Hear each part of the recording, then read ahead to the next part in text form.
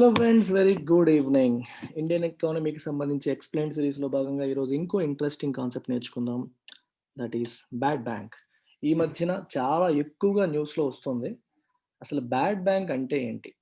ఇది తెలుసుకునే ముందు let's understand the concept of NPs, non performing assets. అసలు నాన్ పెర్ఫార్మింగ్ అసెట్స్ అంటే అర్థం ఏంటి? దీనికంటే ముందు ఫస్ట్ ఒక బ్యాంక్ పర్స్పెక్టివ్‌లో what is an asset? Asset అంటే అర్థం ఏంటి చెప్పండి? అసెట్ అంటే ఆస్తి. అంటే మనకు ఆదాయాన్ని తీసుకొచ్చేది. లయబిలిటీ అంటే అర్థం ఏంటి? అప్పు. అంటే మనం తిరిగి పే చేయాల్సింది. మరి బ్యాంక్ ఎవరికి తిరిగి పే చేయాలి? డిపాజిటర్స్‌కి. బ్యాంక్ దగ్గర ఎవరైతే డిపాజిట్స్ చేస్తారో వాళ్ళందరికీ వడ్డీతో సహా బ్యాంకు తిరిగి పే చేయాలి. కాబట్టి బ్యాంక్ దగ్గరున్న డిపాజిట్స్ అన్నీ కూడా బ్యాంక్‌కి లయబిలిటీస్ కిందొస్తాయి. మరి అసెట్స్ ఏంటంట? లోన్స్. ఎందుకు? బ్యాంక్ ఎవరికైనా లోన్ ఇచ్చిందనుకోండి, ఆ లోన్ పైన వడ్డీతో సహా మనం తిరిగి బ్యాంక్‌కి పే చేస్తాం. సో, మనం తిరిగి బ్యాంక్‌కి పే చేస్తాం కాబట్టి, బ్యాంక్‌కి మనీ విత్ వడ్డీ, అసలుకి వడ్డీ కలిసొస్తుంది. ఆదాయాన్నిచ్చేది కూడా అదే. కాబట్టి లోన్స్‌ని బ్యాంక్స్ అసెట్స్ కింద కన్సిడర్ చేస్తాయి. అలాగే డిపాజిట్స్‌ని బ్యాంక్స్ లయబిలిటీస్ కింద కన్సిడర్ చేస్తాయి. అయితే ఇప్పుడు ఎసెట్స్‌లో performing asset, non performing asset. Performing asset అంటే అర్థం ఏంటి? ఏ లోన్ అయితే సకాలంలో అంటే మనకి time to time EMIs pay అయిపోతున్నాయో అవి పెర్ఫార్మింగ్ అసెట్స్. అంటే మనకి టైమ్ టు టైమ్ ఇంట్రెస్ట్ మరియు అసలు కలిపి వచ్చేస్తా ఉంటే అది పెర్ఫార్మింగ్. రాకపోతే నాన్ పెర్ఫార్మింగ్. ఈ నాన్ పెర్ఫార్మింగ్ అని చెప్పడం కోసం కేటగరైజేషన్‌కి రిజర్వ్ బ్యాంక్ ఆఫ్ ఇండియా కొన్ని గైడ్‌లైన్స్ ఇస్తుంది. ఒక కనీసం 90 రోజులు. ఓకే. 90 రోజులు 3 నెలల పాటు ఈఎంఐ గాని, ఏమి పేమెంట్ జరగకపోతే ఏదైనా లేని పైన ఏదైనా లోన్ పైన దాన్ని సబ్ స్టాండర్డ్ అసెట్ అని చెప్పి అంటారు. మామూలుగా అయితే స్టాండర్డ్ అసెట్ 3 నెలల పాటు ఎటువంటి పేమెంట్ జరగకపోతే 90 డేస్ పాటు ఎటువంటి పేమెంట్ జరగకపోతే దాన్ని సబ్ స్టాండర్డ్ అసెట్ కింద కేటగరైజ్ చేస్తారు. ఇంకా ఇంకో 1 ఇయర్ తర్వాత కూడా ఏమి మార్పు రాలేదనుకోండి, దాన్ని డౌట్‌ఫుల్ అసెట్ అంటారు. ఆ తర్వాత మళ్ళీ ఆడిట్ చేసి రిజర్వ్ బ్యాంక్ యొక్క అపాయింట్ చేసిన ఒక థర్డ్ పార్టీ గాని, వేరే వాళ్ళు గాని ఎవరైనా ఆడిట్ చేసి ఆ కంపెనీని అసలు ఈ కంపెనీ బ్యాంక్‌కి తిరిగి చెల్లించగలదా? లేదా? అనే విషయాన్ని నిర్ధారిస్తారు. నిర్ధారించాక ఈళ్ళు పే చెయ్యలేరు అని చెప్తే దాన్ని లాస్ అసెట్ అంటారు. So, doubtful asset, standard asset, loss asset వీటన్నిటి గురించి నేను సెపరేట్‌గా ఇంకొక వీడియోలో ఆల్రెడీ చెప్పాను. నాన్ పెర్ఫార్మింగ్ అసెట్స్ గురించి. ఆ వీడియో యొక్క లింక్ మీకు డిస్క్రిప్షన్‌లో పెడతాను. చూడండి ఒకసారి. అయితే ప్రస్తుతానికి మీరు అర్థం చేసుకోవాల్సింది ఏంటి అంటే, బ్యాంక్ యొక్క అసెట్స్ అంటే లోన్స్ సకాలంలో తిరిగి మనీ రాకపోతే, ఆ లోన్స్ నుంచి రావాల్సిన ఈఎంఐస్ టైంకి రాకపోతే, as per Reserve bank of India guidelines ప్రకారం వాటిని ఎన్‌పీఎస్ కింద కేటగరైజ్ చేస్తారు. కేటగరైజేషన్ కోసం వీడియో ఒకసారి చెక్ చేయండి. ఎన్‌పీఎస్ కింద కేటగరైజ్ చేస్తే ప్రాబ్లమ్ ఏంటంట బ్యాంక్‌కి? 2, 3 ప్రాబ్లమ్స్ ఉన్నాయి. ఒకటి, the moment you categorize a loan, let us say 10 crores loan ఉందనుకోండి. ఈ 10 క్రోర్స్ లోను ఎన్‌పీఏగా మారిపోయిందనుకోండి. ఎన్‌పీఏగా మారిపోతే బ్యాంక్ ఏం చేయాలి? అసలు ఎన్‌పీఏగా మారిందంటే అర్థం ఏంటి? ఈ మనీ తిరిగి వచ్చే అవకాశం తక్కువ. అంటే వాళ్ళు తిరిగి పే చేస్తారో లేదో మనకి డౌట్‌ఫుల్‌గా ఉంది. అంటే కొంత లాస్ ఈ మనీలో మనం ఇచ్చిన 10,00,00,000లో కొంత లాస్ వచ్చే ప్రమాదం ఉంది అని బ్యాంక్ ఒప్పుకుంటున్నట్టు, నిర్ధారిస్తున్నట్టు, కేటగరైజ్ చేస్తున్నట్టు. అందుకని రిజర్వ్ బ్యాంక్ ఆఫ్ ఇండియా ఏం చేస్తుందంటే, ఏ లోన్స్ అయితే మీరు ఎన్‌పీఏ కింద కేటగరైజ్ చేస్తారో, ఓకే. అందులోని ఎన్‌పీఏలోని 3 కేటగరీస్ చెప్పాను మీకు. Substandard asset, doubtful asset, loss asset. Based on the severity అంటే ఎక్కువ కాలం నుంచి ఎన్‌పీఏగా ఉందా? జస్ట్ ఇప్పుడే ఎన్‌పీఏ అయిందా? అసలొచ్చే అవకాశమా లేదా? ఉందా లేదా? ఈ కేట ఈ ఈ ఈ రకమైన కేటగరైజేషన్ అంతా చూసిన తర్వాత ఏం చేయాలంటే బ్యాంకు తన ప్రాఫిట్‌లో కొంత మనీ పక్కన పెట్టాలి. అర్థమవుతుందా? బ్యాంక్‌కి ప్రతి క్వార్టర్లీ రిజల్ట్స్ పబ్లిష్ చేస్తారు. క్వార్టర్లీ రిజల్ట్స్ పబ్లిష్ చేసేటప్పుడు నాకింత ప్రాఫిట్ వచ్చిందని చెప్తుంది కదా! అయితే ఎన్‌పీఎస్ ఎక్కువగా ఉన్నాయనుకోండి, ఈ 10,00,00,000లో కొంత పర్సెంటేజ్ ఫ్యూచర్‌లో మనకు లాస్ వచ్చే అవకాశం ఉంది అనుకుంటే, ఇప్పుడే మనకొచ్చే ప్రాఫిట్‌లో కొంత పర్సెంట్ పక్కన పెట్టేయాలి. లెట్ అస్ సే దాన్ని ఏమంటాం? ప్రొవిజనింగ్ అంటాం. We call it provisioning. అంటే ఫ్యూచర్‌లో ఈ ఎన్‌పీఏ వల్ల రాబోతున్న లాసెస్ కోసం ఈ రోజే కొంత మనీ తీసి పక్కన పెట్టడం. దాన్ని ప్రొవిజనింగ్ అంటాం. అర్థమైంది గదా!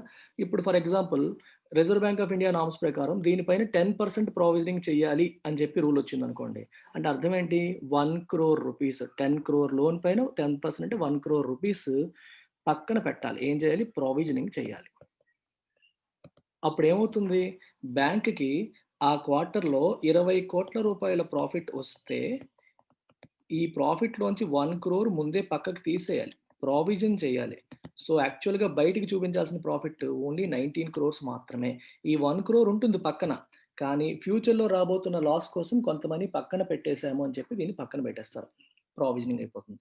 సో, దానివల్ల ఏమవుతుందంటే బ్యాంక్‌కి రిజల్ట్స్ పబ్లిష్ చేసేటప్పుడు యాక్చువల్‌గా 20,00,00,000 వచ్చినప్పటికీ కొంత మనీ పక్కన పెట్టాల్సొచ్చింది కాబట్టి 19,00,00,000 ప్రాఫిట్‌గా చూపించాల్సొస్తుంది. సో, బ్యాంక్ యొక్క రిజల్ట్స్ అనుకున్నంత అందంగా కనిపించవు బయటికి. ఎక్కువ ప్రాఫిట్ వచ్చినా సరే తక్కువే చూపించాలి. ఎందుకంటే కొంత మనీ పక్కన పెట్టేయాలి. సో, ఎన్‌పీఎస్ పెరిగిపోయే కొద్దీ ప్రావిజనింగ్ అమౌంట్ కూడా పెరిగిపోతా ఉంటుంది. అంటే ఉన్న డబ్బులు ప్రావిజనింగ్ పక్కన పెట్టాలి. ప్రావిజనింగ్‌తో ఇంకో తలనొప్పుంది. ఈ 1,00,00,000 ఏదైతే పక్కన పెట్టామో ఈ అమౌంట్‌ని బ్యాంకులు యూజ్ చేసుకోలేవు. They cannot use it. పక్కన పెట్టేసేయి. ఫ్యూచర్‌లో వచ్చే లాస్ కోసం ఈరోజు పక్కన పెట్టాం. ఈ 19,00,00,000ని వాడుకోవచ్చు. ఇంకొకళ్ళకి ఎవరికైనా లోన్‌లు ఇచ్చుకోవచ్చు, ఏదన్నా జేసుకోవచ్చు. ప్రావిజనింగ్ కోసం పక్కన పెట్టే మనీ యూజ్ చేయలేరు. కాబట్టి దానిపైన వడ్డీ అంతా వేస్ట్ అయిపోతుంది. ఇప్పుడు మనీ మన దగ్గర అలాగే ఇంట్లో పెట్టుకున్నాం అనుకోండి లాసే గదా! దానిపైన వడ్డీ పోయినట్టే గదా! అలాగే బ్యాంకులకు కూడా దీనివల్ల నష్టం వస్తుంది. లాస్ అయిపోతుందనమాట. సో, ఎన్‌పీఎస్ బాగా పెరిగేటప్పుడు ప్రొవిజనింగ్ రిక్వైర్మెంట్స్ కూడా పెరుగుతాయి.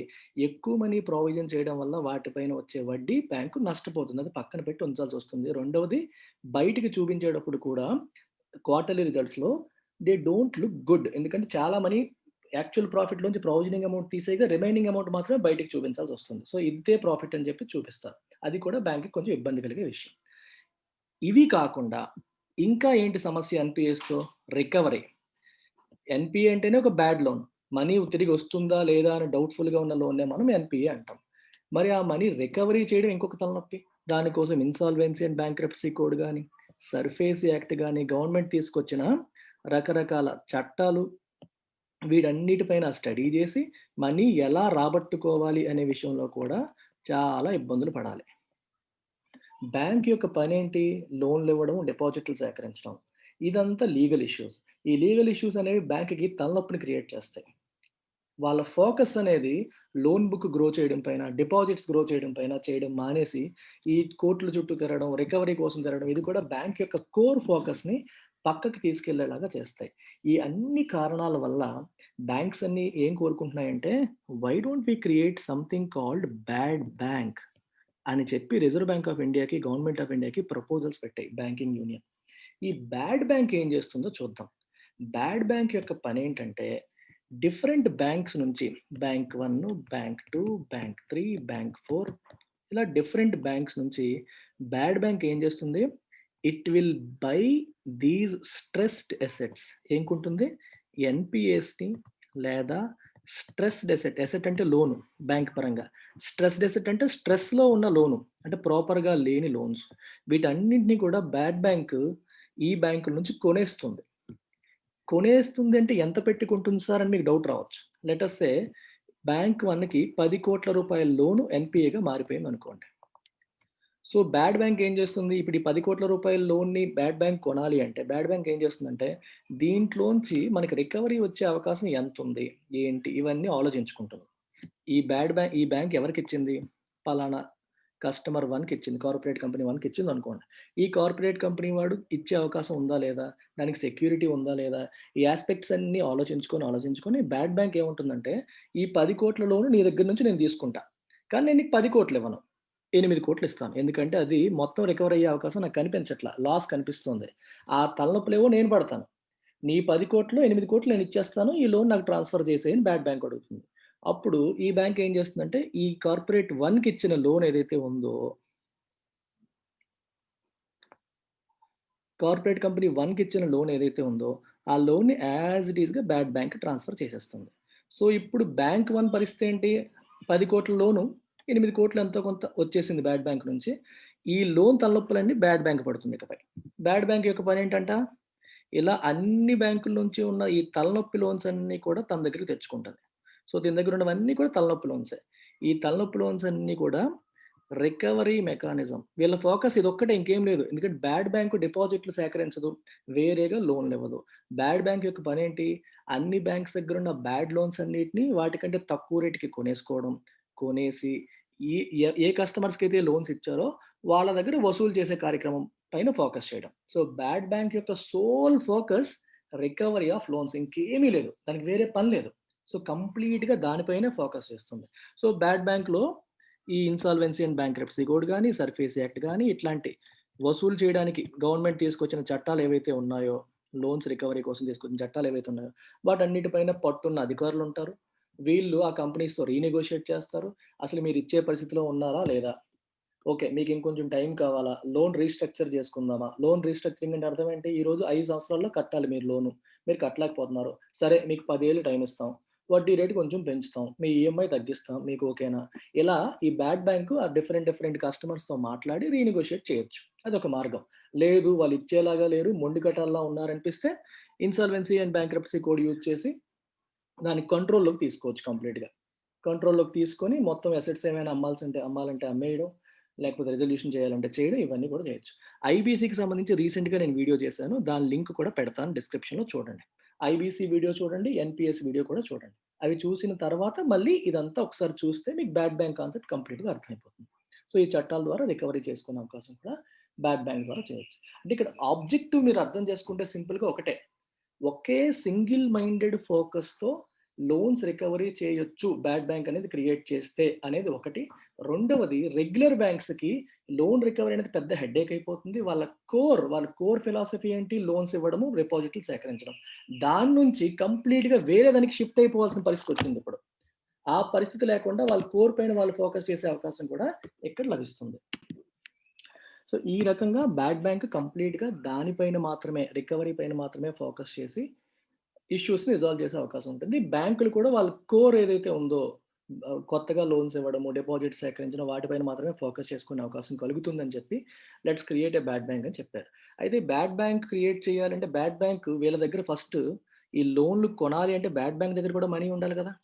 అందుకోసమని బ్యాడ్ బ్యాంక్‌ని ఎవరెవరు క్రియేట్ చేస్తారంటే గవర్నమెంట్ ఆఫ్ ఇండియా కూడా కొంత మనీ పెడుతుంది. అలాగే పెద్ద పెద్ద బ్యాంకులు హెచ్‌డీఎఫ్‌సి, ఐసీఐసీఐ వాళ్ళు కూడా ఇన్వెస్టర్స్‌గా దీంట్లో మనీని పెడతారు. Initial money. ఎవరెవరు పెడతారనేది ఇంకేం తెలీదు. ఈ ప్రపోజల్‌ని ఇంకా ఆర్‌బీఐ యాక్సెప్ట్ చేయలేదు. గవర్నమెంట్ యాక్సెప్ట్ చేయలేదు. ప్రపోజల్ స్టేజ్‌లో ఉంది. ఒకవేళ వస్తే ఈ రకంగా ఉండబోతోంది అంటున్నారు. వీళ్ళంతా కొంత మనీ పెట్టి, ఆ మనీతో ఈ లోన్స్ అసెట్స్ కొనడం, వాటిని మళ్ళీ రికవర్ చేయడం ఇవన్నీ చేయాలనేది బ్యాడ్ బ్యాంక్ యొక్క ఉద్దేశం. అయితే కొంతమంది లెట్స్ సే 'రఘురామ్ రాజన్' లాంటి వాళ్ళు ఇంతకుముందు ఈ కాన్సెప్ట్‌ని కంప్లీట్‌గా వ్యతిరేకించారు. ఎందుకంటే బ్యాడ్ బ్యాంక్ అనే కాన్సెప్ట్ ఉందనుకోండి, బ్యాంకులు కూడా ఇష్టం వచ్చినట్టు లోన్స్ ఇచ్చుకుంటూ వెళ్ళిపోతాయి. ఒకవేళ ఎన్‌పీఏ అయితే మనకేంటి తలనొప్పి, బ్యాడ్ బ్యాంక్ అమ్మేద్దాం అనే ఒక నిర్లక్ష్య ధోరణి వచ్చే అవకాశం ఉంటుంది అని 'రఘురామ్ రాజన్' లాంటి వాళ్ళు కొంతమంది దీన్ని వ్యతిరేకిస్తున్నారు. దీన్ని సపోర్ట్ చేయట్లేదు. సో, దీనికి పాజిటివ్‌గా కొన్ని పాయింట్స్ ఉన్నాయి. నెగెటివ్‌గా కూడా కొన్ని పాయింట్స్ ఉన్నాయి. Reserve bank of India, government of India ఎటువంటి డెసిషన్ తీసుకుంటాదో మనం చూద్దాం. తీసుకున్నాక మళ్ళీ ఇంకోసారి దీని గురించి మాట్లాడుకుందాం. మీకందరికీ అర్థమైందని అనుకుంటున్నాను. So, IBC video, NPA video మాత్రం చూడండి. నేను డిస్క్రిప్షన్‌లో లింక్ పెడుతున్నాను. అండ్ మన ఇన్‌స్టిట్యూట్‌లో మీరు జాయిన్ కావాలి అనుకుంటే ఈ నంబర్‌కి కాల్ చేయాలి. నేను రన్ చేస్తున్న ఇండియన్ ఎకానమిక్ కోర్స్‌లో మీరు జాయిన్ అవ్వాలి అనుకుంటే ఈ నంబర్‌కి కాల్ చేసి జాయిన్ కావచ్చు. Fee ₹10,000 you can pay in 2 installments. 2 into ₹5,000 2 ఇన్‌స్టాల్‌మెంట్స్‌లో పే చేయొచ్చు. ఇది లైఫ్ టైమ్ వాలిడిటీ. మీకు ఇండియన్ ఎకానమీకి లైఫ్ టైమ్ వాలిడిటీ ఉంటుంది. మీ యూపీఎస్‌సీ ప్రిపరేషన్ చేస్తున్నంత వరకు కూడా మీకు ఎవ్రీ ఇయర్ అప్పటికున్న లేటెస్ట్ వీడియోస్ అన్నీ కూడా మీకు అందుబాటులో ఉంటాయి. రికార్డెడ్, లైవ్ 2 కూడా. ప్లస్ ఒకవేళ Telangana PSC plus AP PSC కూడా మీరు ప్రిపేర్ అవుతున్నట్లుంటే, AP PSC, Telangana PSC economy కూడా ఇందులో ఇంక్లూడెడ్. ఈ 10,000లోనే AP PSC and TSPSC economy videos కూడా మీకు live classes plus recorded sessions అన్నీ కూడా ఇందులోనే అందుబాటులో ఉంటాయి. ఈ నంబర్‌కి కాల్ చేసి మీరు జాయిన్ కావచ్చు. అలాగే యూపీఎస్‌సీ ఫుల్ కోర్స్ మీరు జాయిన్ అవ్వాలి అనుకుంటే, మంత్ ఎండ్ 31 లోపు జాయిన్ అవ్వండి. యూ కెన్ జాయిన్ ఎట్ 40,000 40,000కే మీరు జాయిన్ అవ్వచ్చు. 31 తర్వాత ఫీజ్ పెరిగిపోతుంది. ఫిబ్రవరి 1 నుంచి ఫీజు ఇంకొక 5,000 పెరుగుతుంది. దట్స్ ఇట్ అండి. Thank you very much. By by.